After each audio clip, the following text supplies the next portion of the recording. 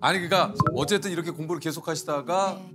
이게 좀 고민이 좀 되는 일이 좀 있으셨다고 그래요. 네. 아버지가 말기암 판정을 받으셨어요. 그래서 그때 당시 아빠 곁에 제가 있어 드려야겠다라는 마음이 커서 이제 포기를 해야겠다. 그냥 한국에 머물러 있어야겠다고 생각을 했는데 아빠가 아버지가 포기하지 말라고. 아빠 때문에 포기하면은 그건 아빠를 위한 게 아니니까 끝까지 네 꿈을 위해서 나아가라고. 그래서 가라고. 그렇게 얘기를 하셔가지고 불과 하루 전까지만 해도 굉장히 항암 치료도 잘하시고 원래 3개월 선고받으셨는데 1년을 더 사신 거거든요. 그래서 괜찮다고 생각했는데 엄마가 갑자기 위급하다고 아빠가 그래서 들어오라고 해서 이제 강의 같은 거 이제 다른 교수님께 맡기고 이제 들어왔는데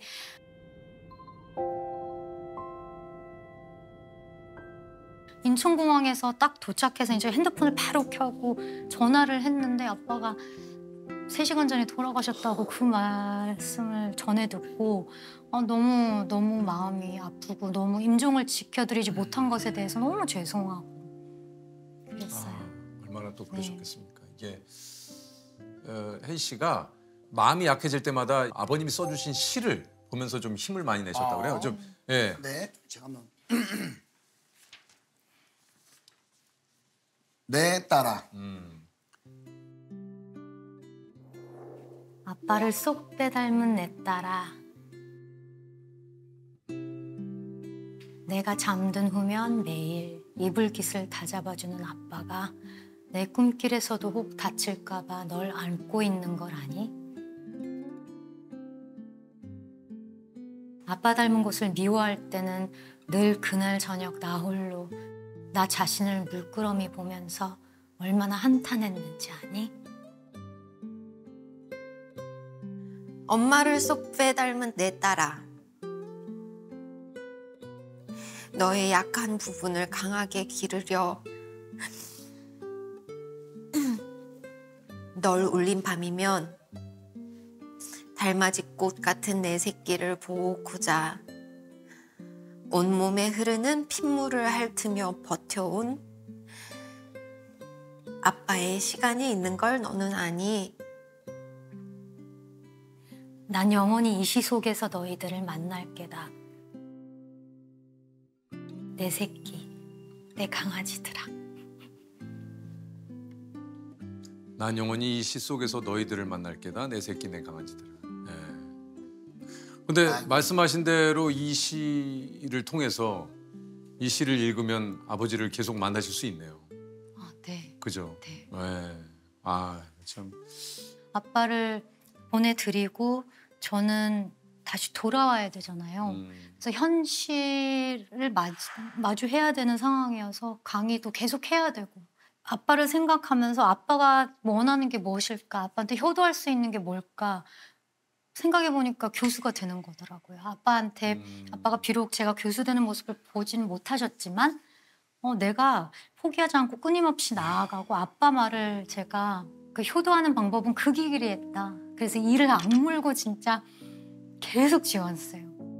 저는 그렇게 생각해요. 제가 그때 이제 포기하려고 했을 때 이제 이번 학기가 나는 정말 마지막으로 지원하는 거다. 이건 더 이상 나는 못 버티겠다. 이런 마음을 가졌을 때 저도 모르게 아빠한테 아빠 저에게 힘을 주세요. 저와 함께 해 주셔야 돼요. 이렇게 아빠랑 대화를 하고 시작했는데 너무 자신감 있게 저도 깜짝 놀랄 정도로 해낸 거예요. 그래서 그때 분명히 아빠가 나와 함께 하셨구나 그 확신이 있어요. 162번째 이렇게 합격을 했을 때는 좀 어떠셨어요? 안 믿겨졌어요. 그래서 제가 처음 이게 전화로 그 연락을 받았거든요. 그래서 내가 잘못 이해했나? 이런 생각이 들어서 처음에는 멍했는데 그냥 아빠 생각나면서 이렇게 눈물이 나더라고요. 그러실 법도 합니다. 이게 네. 진짜 뭐 한두 번도 아니고 161번을 떨어진. 이야, 이게 말이 그렇지 계속 닿으려고 했는데 닿지 않고 자꾸 그 끝에서 이 뭔가 잘 안 되면 여기 사람이 진짜 화도 나지만 나중에 진짜 자포자기할 수도 있거든요. 지치죠. 네. 예. 나름 생각해 보면 이것 때문에 합격한 것 같다라는 게 좀 있습니까? 어떻습니까? 저 같은 경우는 뭔가 이제 돋보여야 되잖아요. 너무 많은 훌륭한 연구들과 훌륭한 이제 지원자들이 있는데 제가 할 수 있는 거는 이제 출판.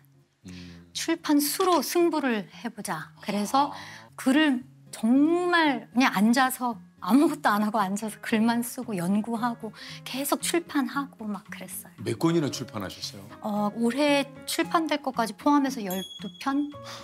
야.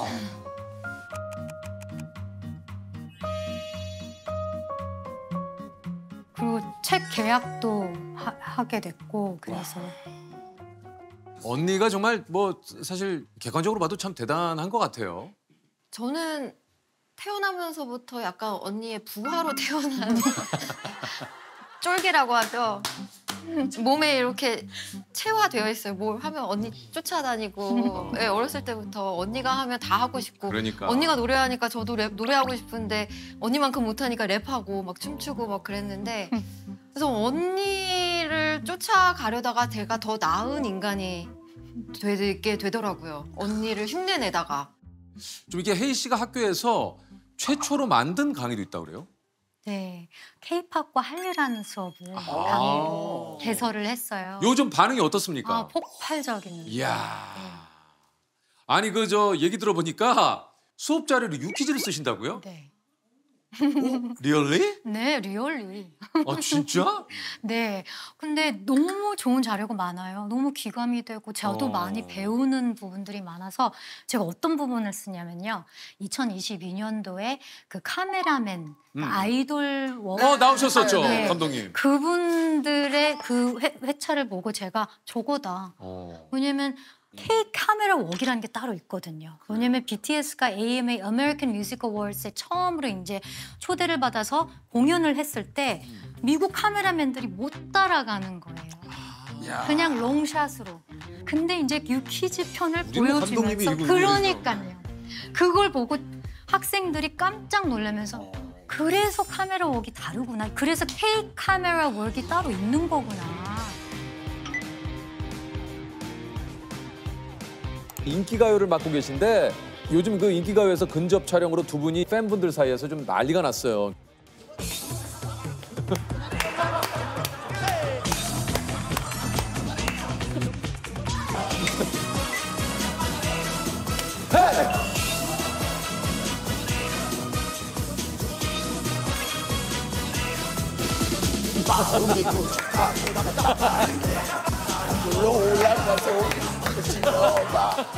그러면은 교수님께서 이제 저희 자료 화면을 통해서 네. 수업을 가르치실 때 그럼요. 학생분들이 그래도 저희 두 사람에 대한 궁금증도 조금은 있을 수 있잖아요. 네. 누구냐 이 사람들이 도대체.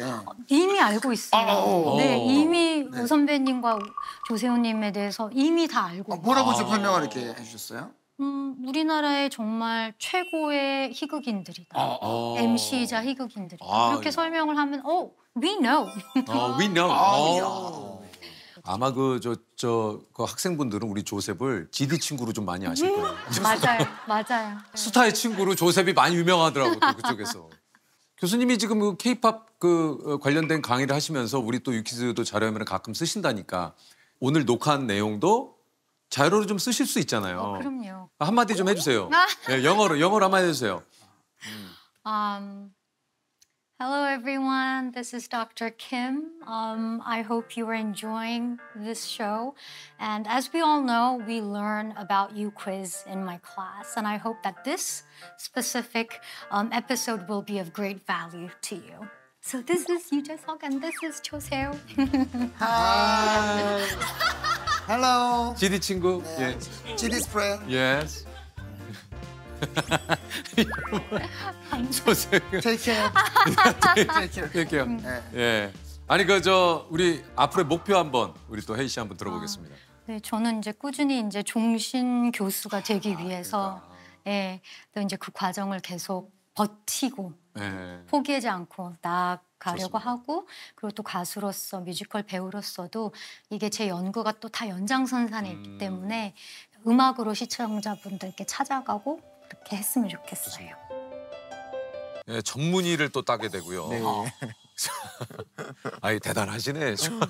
아이 진짜 대단하셔. 이게 근데 이런 연봉도 꽤 높고 하셨을 텐데 어떻게 보면 공부를 시작하시면 이런 것도 포기하셔야 되는 거 아니에요? 그래서 임상의사의 길을 계속 그런 커리어를 가게 되었다면 지금보다 경제적으로는 좀 낫지 않았을까 하는 생각. 지금보다도. 그렇죠. 네. 그래서 주변에서 좀 걱정이 많았긴 했었어요. 아 당연하죠. 네. 뭐 그런데 이제 설득을 했죠. 저 자신을 설득하는 것도 중요하잖아요. 그렇죠. 이게 완전히 의사에서 과학자로 직업을 바꾼다는 의미가 아니라 의사가 할 수 있는 어떤 일의 영역을 넓혀 나가는 거죠. 그렇지. 과학자 일도 할 수 있고 의사 일도 할 수 있고 그러면 양쪽의 무기를 다 가질 수 있는 사람이 될 수 있는 거니까 네, 또 그런 마음으로 또 저를 설득하고 주변을 설득하고 이렇게 이제 전문의 과정을 마치신 이후에 다시 이제 학교로 네네. 돌아가시게 됩니다. 돌아가는 학교는 좀 어땠습니까? 제가 참 인생이 쉽지 않다고 느낀 게 그것도 그거대로 힘들더라고요. 되게. 당연한 네, 거죠. 당연한 거죠. 당연한 거죠. 네. 아니 근데 어쨌든 박사님께서 이렇게 연구를 계속 이어가시다가 이게 뭐 당연히 이러실 수 있죠. 또 진지하게 박사 과정을 그만두는 고민을 또 하셨어요? 또 아유 근데 좀 박사님도 또 박사 또 이제 생각만 하는 거죠. 이게 자퇴서를 가슴에 품고 왜 또 네. 자퇴를 생각을 하시죠? 그게 이제 사실 이제 그런 겁니다. 박사 과정은 연구를 하는 거거든요. 네, 이제 공부보다는 연구를 하는 건데 그냥 제 분야를 찾아서 저만의 분야를 찾아서 깃발을 꽂는 과정이에요. 그래요. 네, 그런데 이제 그 깃발을 꽂는 과정이 말은 쉽지만 사실 굉장히 어렵거든요. 어렵죠. 네, 계속 실패를 하게 되는 거죠. 해도 안 되고 해도 생각했던 결과가 안 나오고 그러면 이제 한두 번은 또 그렇게 견뎌내지만 그렇지. 계속 그러면 굉장히 힘들잖아요. 마음이. 맞아요. 네. 그래서 그럴 때는 정말 이게 내 길이 확실히 아닌데 제가 잘못 생각한 건 아닐까 그런 생각을 할 때도 있었습니다. 이때 지도 교수님이 그러니까 역시 지도 교수님은 교수님이야. 의미 있는 많은 실패는 적당한 성공보다 훨씬 소중하다. 이봐.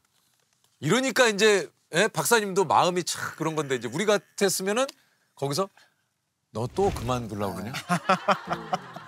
아니 너도 참 문제다. 너 너도 뭐 하고 싶은 거 다 하냐? 그지 뭐. 안 그러냐 세호야? 너는 다시 돌아갈 수 있을 때가 있어도 좋겠다. 이렇게 마음의 문이 확 닫히지. 예? 부인할 수 없네요. 부인할 수 없죠. 마음의 문이 확 닫히는데 네. 교수님이 참 격조 있으시네. 맞습니다. 이 얘기가 좀 뭐 어떤 그 자퇴, 네네. 요거를 가슴에 품고 다니셨다고 했는데 네. 요걸 좀 접는 계기가 좀 됐습니까? 그렇죠. 뭐 좀 욱할 때도 있었거든요. 예, 당연히 그렇죠. 그럴 때 교수님 말씀을 새기면서 또 한 걸음 또 나아가고 그렇죠. 네, 또 도전하고 네 그렇게 했죠.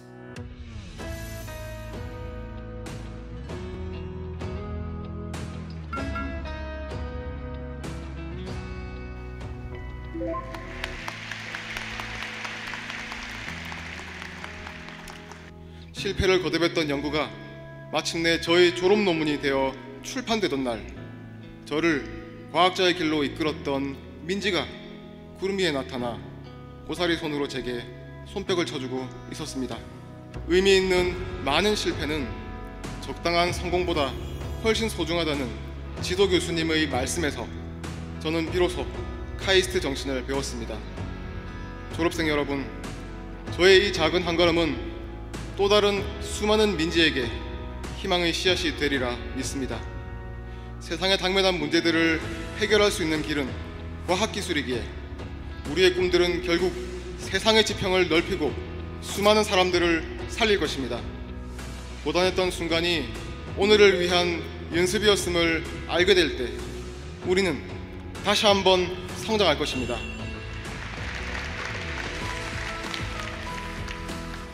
야, 멋있다. 부끄럽네요. 박사님은 그러실지 모르겠습니다만 듣는 그 졸업생들 입장에서는 정말 뭔가 내 마음을 대변해 주는 듯한 그리고 많이 나에게 힘이 되고 좀 위로가 되는 이야기가 아니었을까 하는 생각이 좀 들어요. 사실 박사 과정이나 이제 대학원 과정을 마치기까지 굉장히 많은 시련과 인내와 또 어려운 점들을 많이 극복하면서 다 졸업을 하게 되거든요. 그러니까 그런 과정들을 다 함께 겪은 동료들 그리고 저에게 좀 던져주고 싶었던 그냥 위로 같은 거였죠. 그러니까 이게 참 어떻게 보면은 진짜 오랜 시간 걸리셨잖아요. 19년. 이거는 참 여기 소개 멘트에는 지금 19년의 방황과 깨달음 속에 뭐 이렇게 좀 얘기를 했는데 이거 뭐 방황이라고 우리가 아는 방황과는 좀 다른 거 아니에요? 우리가 아는 방황 빨간 넥타이 줄무늬 팬츠 뭐 이런 노래 가사 속에 있는 그러니까 같은 단어지만 쓰임새가 다른 거잖아요. 우리가 생각하는 방황은 좀 단어의 쓰임새가 달라요. 어떻게 보면은 박사님의 그 오랜 방황이 네네. 우리 인류에게는 짧은 시련을 주신 것 같다라는 생각이 좀 듭니다. 긴 시련보다 무슨 뭐 그러니까 시련을 줬다고요? 예, 박사님의 오랜 방황이 있었기에 우리가 겪어야 될 그 시련이 생각보다 좀 더 짧은 시련으로 다가올 수 있었다. 오지 않을까. 너무 멋진 말씀이십니다. 예. 지금은 어떤 AI 연구를 하고 계세요?